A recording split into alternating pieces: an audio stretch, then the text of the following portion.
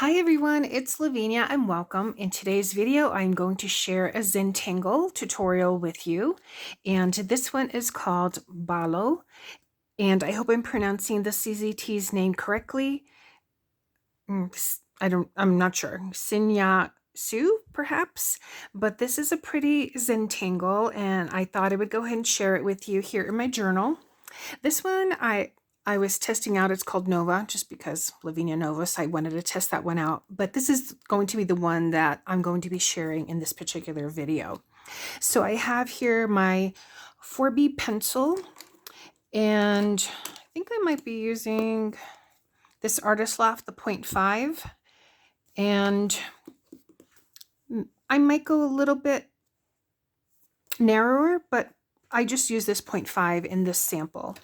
So the way that this Zentangle breaks down, and I'll get a little bit closer, are some straight lines and some orbs, and I don't know if you recall, like flux, even though it doesn't have those designs in there. So just some pretty repetitive shapes and patterns. So very easy. It looks complicated, but it also is very pretty. So let's get here to the journal page and I will break it down. Let's get a little bit closer. So this Zentangle begins with a zigzag line. So if you can see it here, there's this first zigzag line and then an aura. So I might try it in pencil just to see first.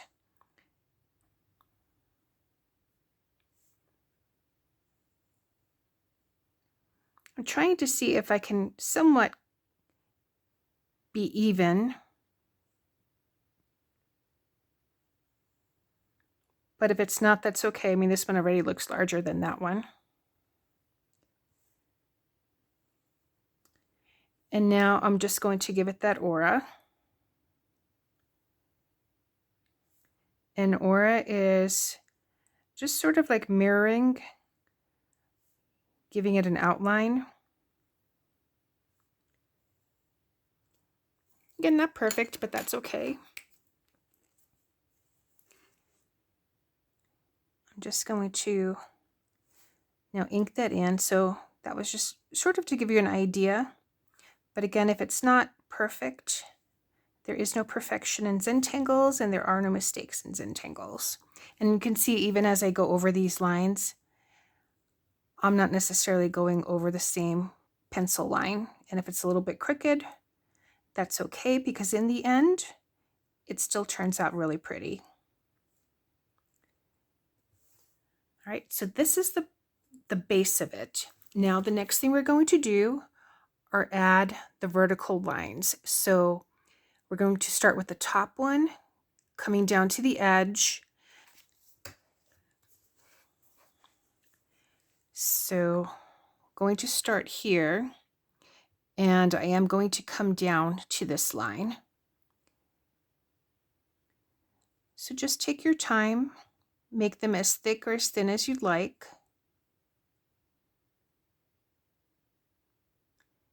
You can always add more lines in the middle if you want to.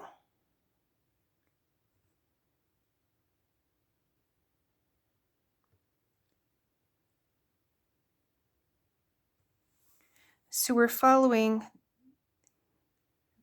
the outline. So now we did that one. So now we're going to come down this way. We're going to follow these outside brackets. I'm just going to shift my page so it's more comfortable.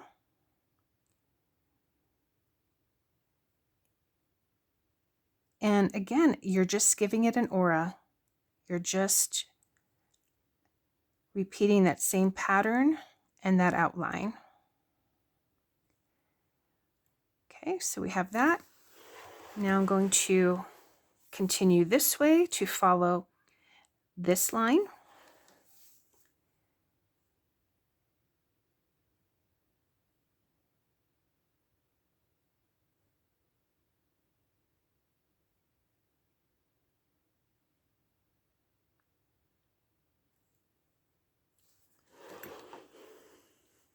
We're now going to follow this outside line,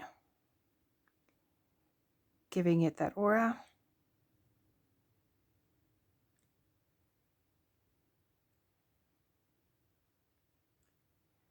I might extend that line down.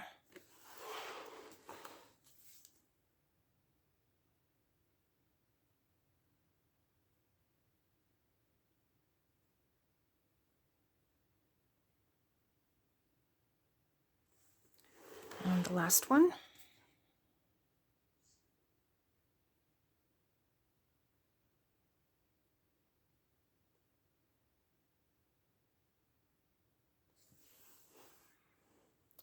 Okay, so we have that going on.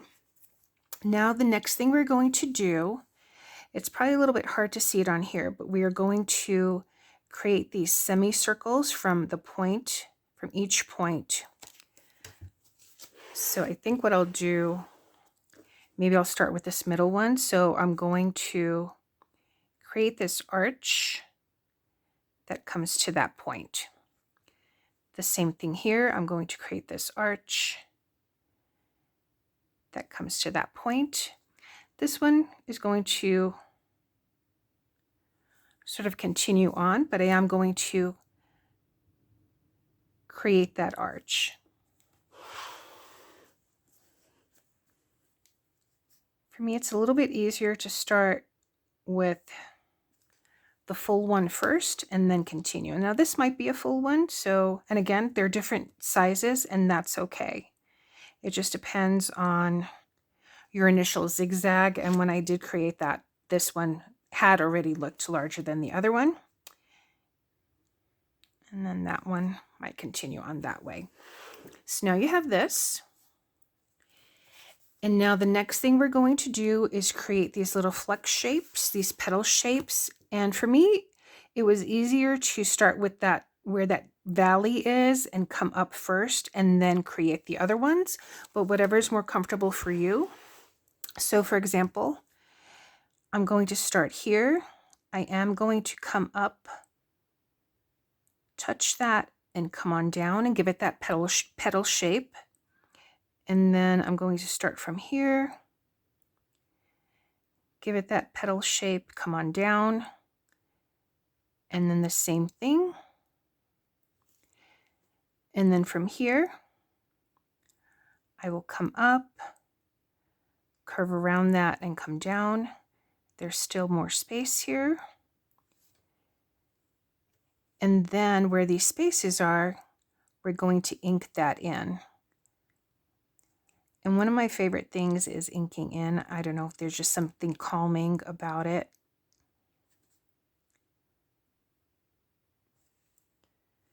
And we're going to continue that with the rest of them. So coming up, touching that line, and coming down. However many you get in is fine.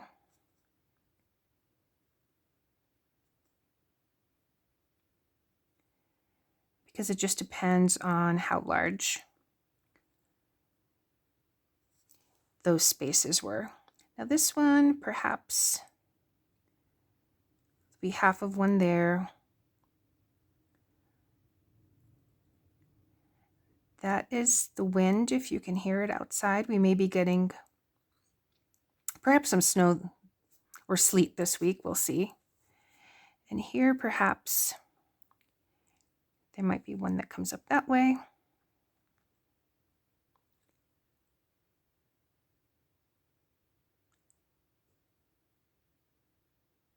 But we did get some needed rain. All right, so that one is set there. I'm going to flip this around because it's easier for me, but if you wanted to start from here and go down, maybe that might be easier for you. I think I am, though, going to do this way. Coming up, bumping around there, coming down, and then on either side, creating those other petals. And then just inking in those spots.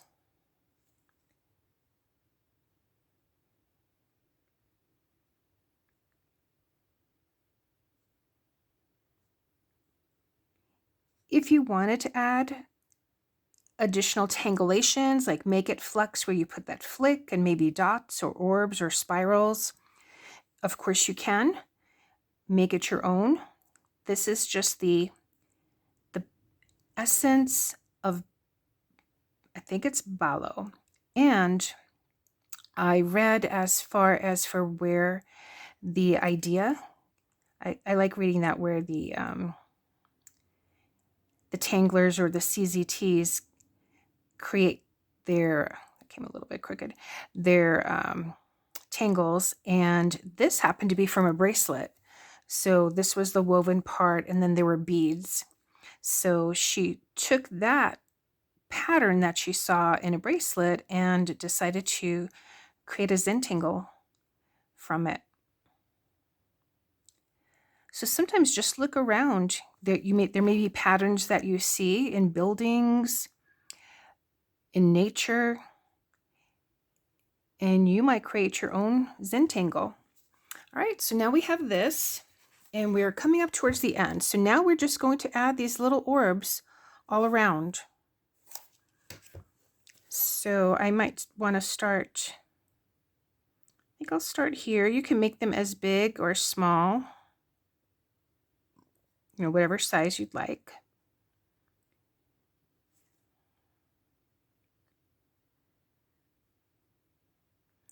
Instead of orbs, you could probably make them as bumps.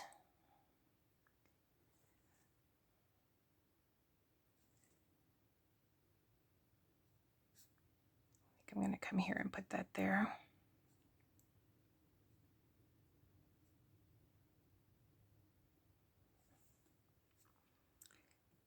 I think I like going from left to right, but that's probably because I'm a righty.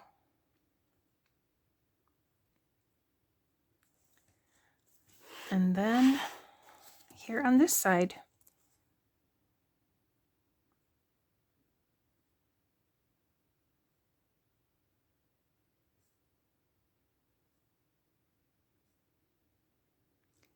I think I may add this to the string page. And the way I think I might do it, I don't know, I have a thought, is, let me just finish this, is that I'm thinking I might put an aura so that there would maybe be an edge to it. I'm not sure. So I thought, so this is Balo. And let me put that, the name here, BALO. Today is the 15th, 25. But I thought maybe I might just put an aura.